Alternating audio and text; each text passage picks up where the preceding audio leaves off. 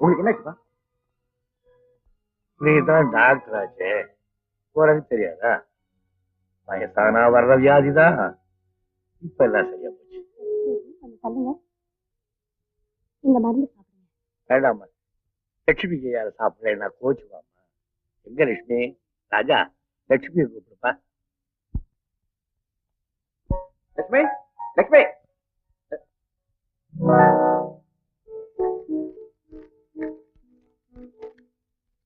அன்புடன் நான் இது நாள் வரை உங்களுக்கு பிரச்சனையாக இருந்துவிட்டேன்.